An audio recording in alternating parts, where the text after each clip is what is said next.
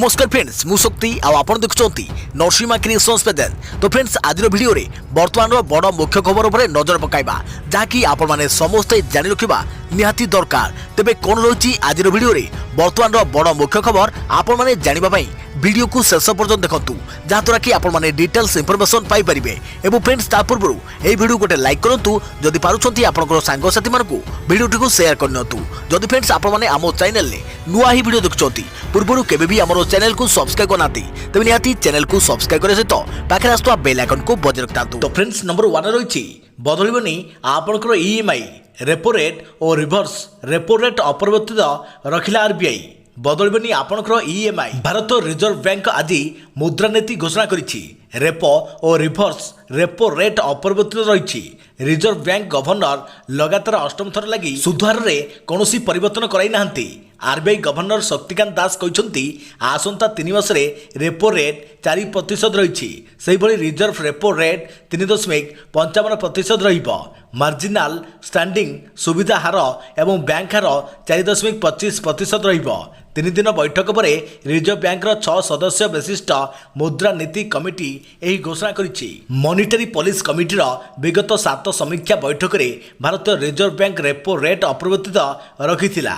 गत बुधवार दिन आरंभ होइतवा 3 दिनिया मॉनिटरी पॉलिसी कमिटीर अष्टम बैठक में प्रमुख रेट गुड़िक परिवर्तन कर जाई नहीं। यार अध्यक्षता करथिले reserve bank governor Shaktikanta Das. सुधार अपरिवर्तित रखा लगी 6 सदस्य विशिष्ट एमपीसी सर्वसम्मतिक्रमे मत देइथिले। अभिवृद्धि को आवश्यक जाए समर्थन जोगाई देबा और मुद्रास्फीति को निर्धारित लक्ष्य मध्य सीमित रखा लगी यह आवश्यक बोली एमपीसी कहिछि। गृह एवं गाड़ी ऋणकर्ता मानक पई एबे प्रचलित थिबा ईएमआई पूर्वपरि कायम रहिबो बोली मॉनिटरी पॉलिसी कमिटी घोषणा करिथिबा फलाफलरू जणा पड़िछि। देखा परवर्ती खबर पार्वण रे सतर्क रहिबाकू परामर्श देले डीएमडी। कहिले 3 मास ढिला कले विपत्ति को डाकी आनिबा। पार्वण आसिले भिड़ हेबो तेणु संक्रमण बढ़िबो। एथिपई केंद्र और राज्य सरकार बारंबार सतर्क हेबा पई कहउछंती। जो जिले में संक्रमण कमुनी ताहा पर अधिक फोकस रखिबा पई कुआ जाउछि। तेणु आगामी 3 मास अत्यंत गुरुत्वपूर्ण। तेणु ढिला हेले संक्रमण बढ़िबा नै सतर्क रहिछंती डीएमटी शिवके महांती। एही 3 मास गाइडलाइन मानिबा निहाती आवश्यक। सेपटे आगामी 3 मास आम पई बेस गुरुत्वपूर्ण। तेबे पूर्वरु एही कटकणा नवेम्बर मास जाय थिला। डिसेम्बर हेउची गोटे छुट्टी मास। तेणु अनेक लोक ए मासरे बुलिबाकू जानती हेले वर्तमान मध्य संक्रमण कमी नहीं। याकू दृष्टि रखी केंद्र सरकार मध्य चिंता प्रकट करने सहित समस्त को सचेतन रही सतर्कता सूचना जारी कर। आसंता काली राज्य मानक केंद्र सरकार बैठक बसिबो। एही आगामी दिन पर प्रस्तुत हेबो रूपरेख। तेबे भुवनेश्वर संक्रमण एवं चिंतार कारण पलटि। प्रत्येक दिन एठारे 250 रु 300 संक्रमित चिन्हट होती। तेणु यही किछि मास मुख्यतः भुवनेश्वरवासी को जगी रखी चलिबाकू पड़िबो। देखा परवर्ती खबर राज्य सरकार पूजा भेटी सरकारी कर्मचारी महंगा भत्ता 11% वृद्धि। राज्य सरकार पूजा भेटी सरकारी कर्मचारी महंगा भत्ता 11% वृद्धि पाई। वर्धित महंगा भत्ता पिछला भाव जुलाई मासरू लागू कर अक्टोबर दरमारे मिलिबो वर्धित भत्ता। पूजा पूर्व मुख्यमंत्री नवीन पट्टनायक राज्य सरकारी कर्मचारी और पेंशन भोगी 11% महंगा भत्ता घोषणा करछंती। एही निष्पत्ति द्वारा राज्यर 4 लाख कर्मचारी और 3.5 लाख पेंशन भोगी उपकृत हेबे। या फल वर्तमान महंगा भत्ता 17% रु बढ़ी 28% रे पहुंचिला।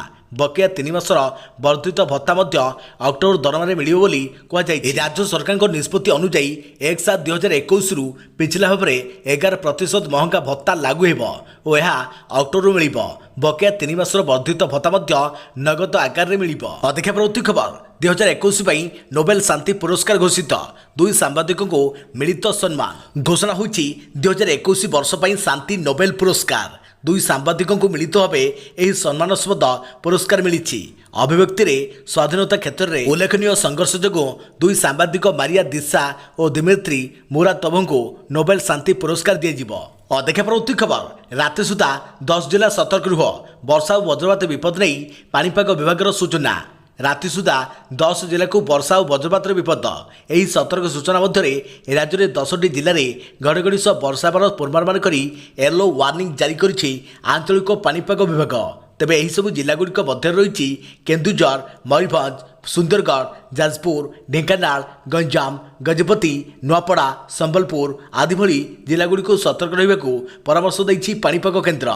सेपटे बंगोपसागर सृष्टि होगाकू जाउछि पछकू पछ दुईटी लघुचाप। अक्टोबर द्वितीय सप्ताह तथा आसंता 10 तारिख बेलू आंडामान सागर में गोटे लघुचाप सृष्टि हो। यार प्रभाव किभली रहिबो एवं केउ आड़े गति करिबो से नहीं स्पष्ट चित्र मिल नथिले मध्य उत्तर आंध्र प्रदेश और दक्षिण ओडिशा उपकूल में स्थलभाग को स्पर्श करिवार संभावना अधिक थिबा नै आंचलिक पाणीपाग विज्ञान केन्द्र पक्षरु प्रारंभिक आकलन कर दैछि। तेबे यह केउ रूप नहीं स्थलभाग स्पर्श करिबो से नहीं कोनोसी आकलन करा जाई नाही। अदेखा प्रति खबर नंदनकानन में टॉय ट्रेन मजा नहीं पारे पर्यटक। बहु वर्ष पर आज पुणी आरंभ है सेवा। पर्यटकों बड़ खुशी खबर एणिकी नंदनकानन में टॉय ट्रेन मजा नहीं पारे पर्यटक। आज टॉय ट्रेन सेवा आरंभ होइछि। बहु वर्ष पर पर्यटक डबल मजा नहीं पारे। ट्रेन में बुलवा सह कांजा ह्रद, जलहस्ती खुआड़, तृणभोजी खुआड़ भली अनेक जीवजंतु देखिपारे पर्यटक। 4टी बड़ी विशिष्ट ट्रेन में 72टी साधारण सीट थिबा बेले भिन्नक्षमक 2टी सीट रही। 1.5 किलोमीटर दूरतार रेलवे ट्रैक रे 20 मिनिट रेल यात्रा करेंगे पर्यटक। राज्य सरकार द्वारा 3 कोटी 5 लाख टंका व्यय निर्मित होती बुलेट टॉय ट्रेन। जंगल मंत्री विक्रम केशरी आरुख टॉय ट्रेन रे उद्घाटन करने सह रोपो वेयर शिलान्यास कर।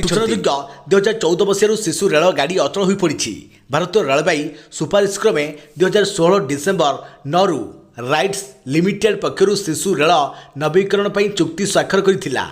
पर्यटक बुद्धि को दृष्टि रखी रेल चलाचल परिसीमा को वृद्धि कर रेल धारणा पार्श्व तृणभोजी जीव मान छड़ा जीवर व्यवस्था कर। परिवेश को प्रदूषण मुक्त रखा लगी डीजेल इंजिन परिवर्ते बैटेरी चालित इंजिन व्यवहार कर। रेल धारणा सीमेंट कंक्रीट निर्मित स्लाब पका गोटे डबल बैटेरी इंजिन में 5टी बगी लगे और ए 72 यात्री यात्रा कर व्यवस्था रही। देखा प्रवृत्ति खबर तालिबान को रूस निमंत्रण। मास्को जावाक तालिबान नेता पुटिन का अनुरोध। अफगानिस्तान रे सत्ता परिवर्तन पर एठिकार स्थिति को नहीं अनेक राष्ट्र चिंता व्यक्त करथिले बेले रूस किंतु भिन्न मनोभाव पोषण करुछे।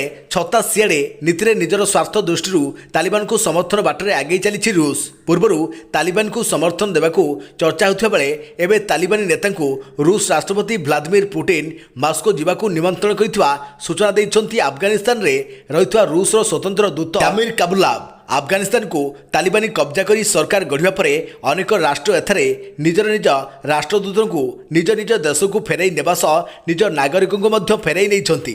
हेले रूस राष्ट्रदूत एबे भी अफगानिस्तान रे रहिछन्ती। सूचना मुताबक अक्टोबर 20 तारिख में मास्को ठारे आयोजित होगाकू जाउछि एक अंतरराष्ट्रीय सम्मेलन जो अफगानिस्तान रे स्थिति उपर आलोचना हेबो।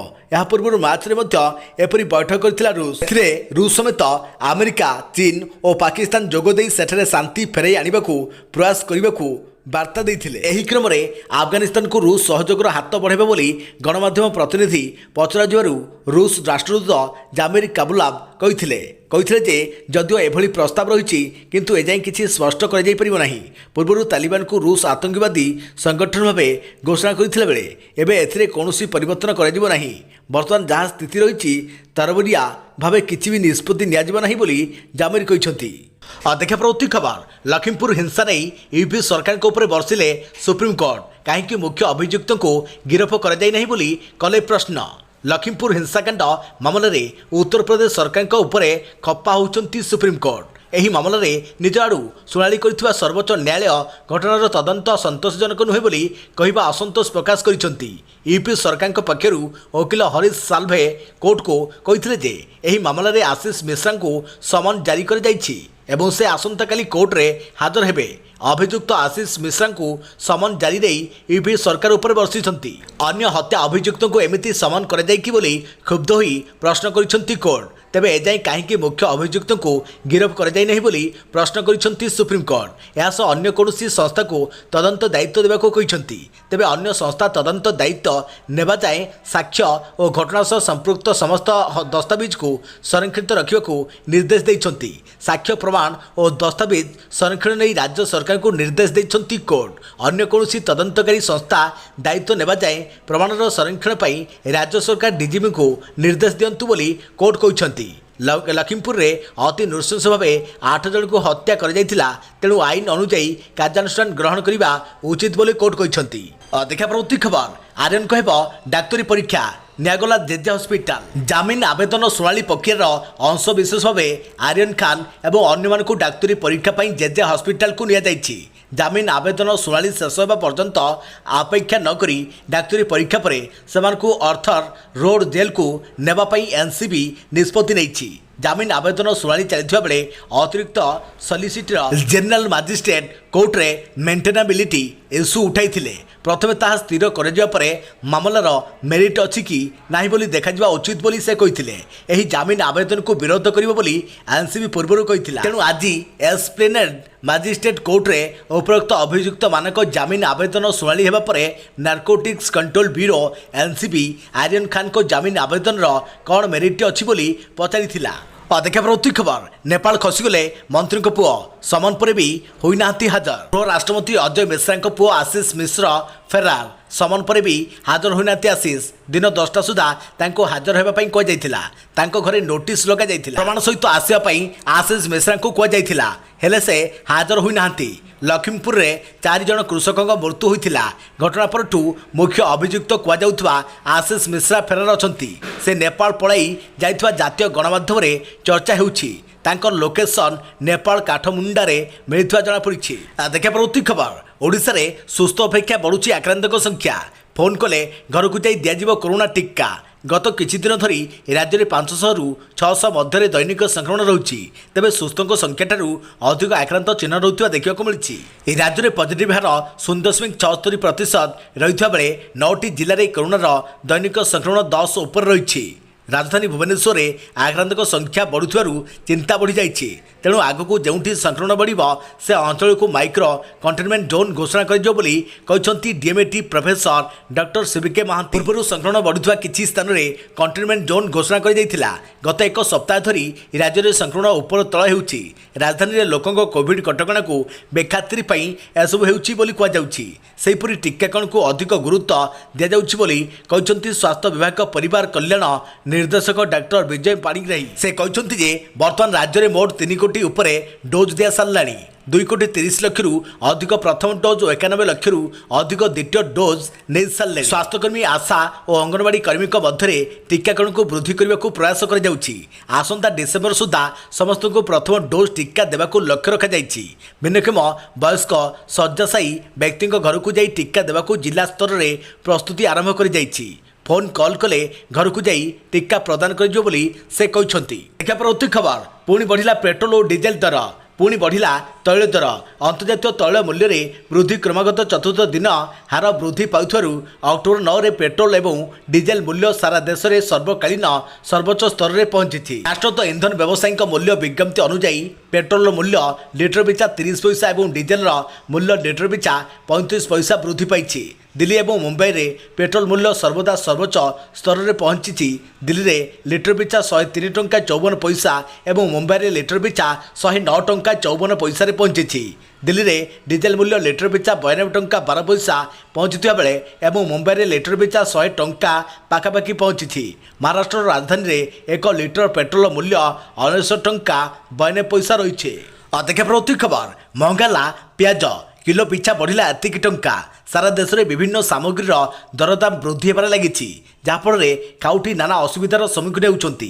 गोटे पटे पेट्रोल डीजेल दाम वृद्धि पाई एपटे पुणी राजधानी दिल्ली में पियाज दाम वृद्धि पाई। पियाज रिटेल दाम 10 रु 20 टंका वृद्धि पाई।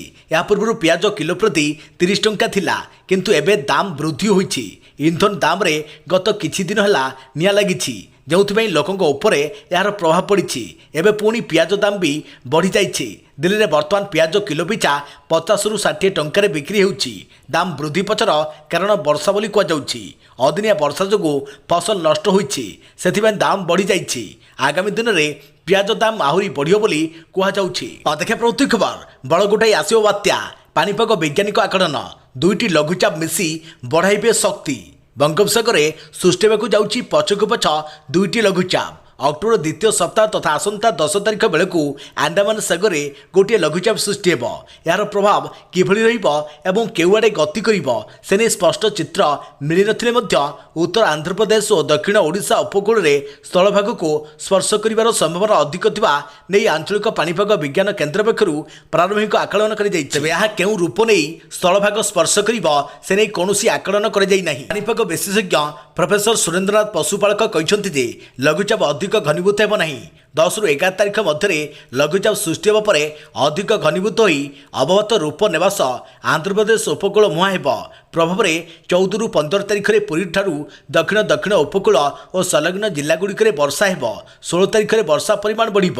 ପୁରୀ, ନୟାଗଡ଼, ଗଜପତି, ଗଞ୍ଜାମ ଆଦି ଜିଲ୍ଲାରେ ପ୍ରବଳରୁ ଅତି ପ୍ରବଳ ବର୍ଷା ହେବ ଏବଂ 17 ତାରିଖରେ ଅବବତ ଦୁର୍ବଳ ହେବା ସହିତ ବର୍ଷା ପରିମାଣ କମିଯିବ। ତେବେ ବିଭିନ୍ନ ଅନ୍ତର୍ଜାତୀୟ ମଡେଲର ଆକଳନ ଅନୁଯାୟୀ 14ରେ ଆଣ୍ଡାମାନ ସାଗରରେ ଆଉ ଏକ ଘୂର୍ଣ୍ଣିବଳୟ ସୃଷ୍ଟି ହେବାକୁ ଯାଉଛି, ଯାହାକି ଉତ୍ତର ପଶ୍ଚିମ ଦିଗରେ ଗତି କରିବ। ଏହା ଅଧିକ ଘନୀଭୂତ ହୋଇ 16 ତାରିଖରେ ଅବବାତରେ ପରିଣତ ହେବ। ଏହା ଓଡ଼ିଶା ସଂଲଗ୍ନ ପଶ୍ଚିମବଙ୍ଗ ନଦୀଘାଟଠାରୁ ଆନ୍ଧ୍ରପ୍ରଦେଶ ବିଶାଖାପାଟଣା ଆଡ଼କୁ ମୁହାଁଇ 18 କିମ୍ବା 19 ତାରିଖ ବେଳକୁ ସ୍ଥଳଭାଗ ଛୁଇଁବାର ସମ୍ଭାବନା ରହିଛି। ଦେଖା ପରବର୍ତ୍ତୀ ଖବର। ଅଭିଭାବକଙ୍କୁ ଘାରିଛି ପିଲାଙ୍କ ବିଦ୍ୟାଳୟ ପାଠପଢ଼ା ଚିନ୍ତା। କରୋନା ମହାମାରୀ ଯୋଗୁଁ ଏଯାଏଁ ପ୍ରାଥମିକ ବିଦ୍ୟାଳୟରେ ପାଠପଢ଼ା ବନ୍ଦ ରହିଛି, ଯାହାଫଳରେ ପ୍ରଥମରୁ ଅଷ୍ଟମ ଶ୍ରେଣୀର ଛାତ୍ରଛାତ୍ରୀ ସ୍କୁଲ ବାରଣ୍ଡାର ପାଦ ଏଯାଏଁ ଥାପି ପାରି ନାହାନ୍ତି, ଯାହାଫଳରେ ପିଲାଙ୍କ ବିଦ୍ୟାଳୟ ପାଠପଢ଼ା ଏକ ପ୍ରକାର ଠପ୍ ହୋଇଯାଇଛି। ଅନଲାଇନ୍ ଶିକ୍ଷା ବ୍ୟବସ୍ଥା ଆରମ୍ଭ କରାଯାଇଥିଲେ ସୁଦ୍ଧା ଗ୍ରାମାଞ୍ଚଳରେ ଅନଲାଇନ୍ ଶିକ୍ଷା ବ୍ୟବସ୍ଥା ଫେଲ୍ ମାରିବା ସହ ପାଠୁଆ ପିଲାମାନେ ନିଜ ପରିବାର ସହ ବିଲରେ କାର୍ଯ୍ୟ କରିବା, ମାଛ ଧରିବା, ଛେଳି ଚରାଇବା ଆଦି କାର୍ଯ୍ୟରେ ବ୍ୟସ୍ତ ରହୁଥିବା ଦେଖିବାକୁ ମିଳିଛି। ଦକ୍ଷିଣ ରାଉରକେଲାର ସହରାଞ୍ଚଳ ସମେତ ଗ୍ରାମାଞ୍ଚଳ ଅଭିଭାବକମାନଙ୍କୁ ପିଲାଙ୍କ ପାଠପଢ଼ା ଚିନ୍ତା ଖାରିବାରେ ଲାଗିଛି। ଏଠାରେ ପ୍ରକାଶ ଥାଉ କି ଲାଠିକୋଟା ବ୍ଲକ ଅନ୍ତର୍ଗତ ମୁଣ୍ଡାଜୋର, ସୁନା ପର୍ବତ, ଖରୁଆଟୋଲି, ଡଲାକୁଦର, ଲହଦର, ବୁଢ଼ୀକୁଦର, ପୋଟବେଡ଼ା, ମନକୋ ଆଦି ଗ୍ରାମରେ ଏପରି ଅବସ୍ଥା ଦେଖିବାକୁ ମିଳିଛି। ଦେଖା ପରବର୍ତ୍ତୀ ଖବର। ମହାକାଶରେ ତିଆରି ହେବ ବିଶ୍ୱର ପ୍ରଥମ ଫିଲ୍ମ। ସୁଟିଂ ପାଇଁ ସ୍ପେସ୍ ଗଲେ ଡାଇରେକ୍ଟର ଓ ହିରୋଇନ୍। ବିଶ୍ୱ ଇତିହାସରେ ପ୍ରଥମ ମହାକାଶରେ ହେବ ଫିଲ୍ମ ସୁଟିଂ। ଏ କଥାଟି ଟିକିଏ ଆଶ୍ଚର୍ଯ୍ୟ ଲାଗୁଥିଲେ ବି ସତ, ହେଲେ ମହାକାଶରେ ଫିଲ୍ମ ସୁଟିଂ ହୋଇନାହିଁ। ରୁଷର ପ୍ରସିଦ୍ଧ ଫିଲ୍ମ ନିର୍ଦ୍ଦେଶକ କ୍ଲିମ୍ ସିପେଙ୍କୋ ମହାକାଶରେ ଫିଲ୍ମ ସୁଟିଂ କରି ରେକର୍ଡ ସୃଷ୍ଟି କରିବାକୁ ଯାଉଛନ୍ତି। ନିଜର ଅପକମିଂ ପ୍ରଥମ ଫିଚର ଫିଲ୍ମ ଚ୍ୟାଲେଞ୍ଜର ସୁଟିଂ ଇଣ୍ଟରନ୍ୟାସନାଲ ସ୍ପେସ୍ ଷ୍ଟେସନରେ କରିବାକୁ ମନ ବଳାଇଛନ୍ତି। ସୋସିଆଲ ମିଡ଼ିଆରେ ଆମେରିକାର ମହାକାଶ ଗବେଷଣା ଏଜେନ୍ସି ନାସା ଏହି ପୋଷ୍ଟ କରି ସୂଚନା ଦେଇଛି। ମହାକାଶ ଉପରେ ସାରା ବିଶ୍ୱରେ ଅନେକ ଭାଷାରେ ଫିଲ୍ମ ହୋଇଛି, ଏପର୍ଯ୍ୟନ୍ତ କେବେ। ନାସାର ସୂଚନା ଅନୁସାରେ ଚ୍ୟାଲେଞ୍ଜର ସୁଟିଂ ପାଇଁ ଫିଲ୍ମ ନିର୍ଦ୍ଦେଶକ ସିପେଙ୍କୋ ଅଭିନେତ୍ରୀ ୟୁଲିଆ ଫେରିସ୍ଲିନ୍ ISS ଅଭିମୁଖେ ଯାତ୍ରା କରିଛନ୍ତି। ସେମାନଙ୍କ ସହ ରୁଷର ଅନ୍ତରିକ୍ଷ ଯାତ୍ରୀ ଆଣ୍ଟୋନି ବି ଯାଇଛନ୍ତି।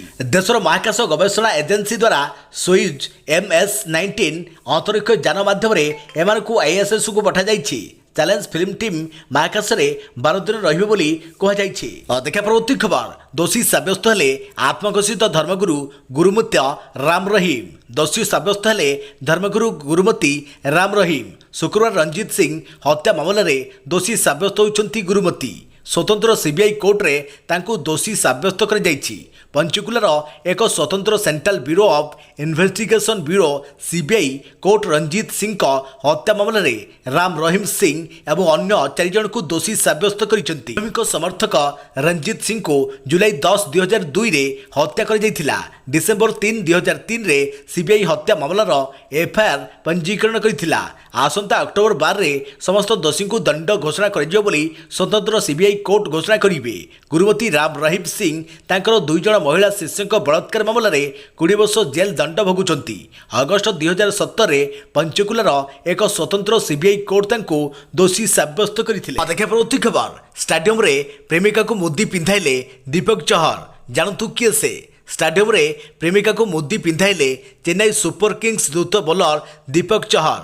ଗତକାଲି ଚେନ୍ନାଇ ସୁପର କିଙ୍ଗସ୍ ଓ ପଞ୍ଜାବ କିଙ୍ଗସ୍ ମଧ୍ୟରେ IPL ମ୍ୟାଚ୍ ସରିବା ପରେ ଏଭଳି ଦୃଶ୍ୟ ଦେଖିବାକୁ ମିଳିଥିଲା। ଦୀପକ ଷ୍ଟାଡିୟମରେ ଉପସ୍ଥିତ ଥିବା ପ୍ରେମିକା ଜୟା ଭରଦ୍ୱାଜଙ୍କୁ ବିବାହ ପ୍ରସ୍ତାବ ଦେଇଥିଲେ। ଷ୍ଟାଡିୟମର ସମସ୍ତଙ୍କ ସମ୍ମୁଖରେ ଆଣ୍ଠେଇ ପଡ଼ି ରୋମାଣ୍ଟିକ୍ ମୁଡ୍ରେ ସେ ପ୍ରସ୍ତାବ ରଖିଥିଲେ। ଏହି ପ୍ରସ୍ତାବରେ ରାଜି ହେବା ପରେ ଦୀପକ ତାଙ୍କୁ ମୁଦି ପିନ୍ଧାଇଥିଲେ। ଏହା ଦେଖି ଷ୍ଟାଡିୟମରେ ଉପସ୍ଥିତ ଥିବା ଦର୍ଶକ ଓ ସାଥୀ ଖେଳାଳିମାନେ ତାଙ୍କୁ ତାଳି ମାରି ଶୁଭେଚ୍ଛା ଜଣାଇଥିଲେ। ଜୟାଙ୍କୁ ଦୀପକ ବିବାହ ପ୍ରସ୍ତାବ ଦେବାର ଭିଡ଼ିଓ ଆସିବା ପରେ ଏହା ଭାଇରାଲ ହୋଇଛି। ଷ୍ଟାଡିୟମରେ ପ୍ରେମିକାକୁ ମୁଦି ପିନ୍ଧାଇଲେ ଦୀପକ ଚହର। तेबे वर्तमान समस्त मनरे गोटे प्रश्न उंकी मारुछि जे दीपक चहरଙ୍କ प्रेमिका जया भरद्वाज किए। जया हेउछि बॉलीवुड अभिनेता तथा विजय सिद्धांत भरद्वाजଙ୍କ भौणी। सिद्धांत भरद्वाज बिग बॉस सीजन 5 रे नजर आसी सारी से रियलिटी शो स्पीड भिला रे भी भाग नहीं सारी। सिद्धार्थ एवं भी इंस्टाग्राम रे निजर फिटनेस फोटो और वीडियो शेयर करती।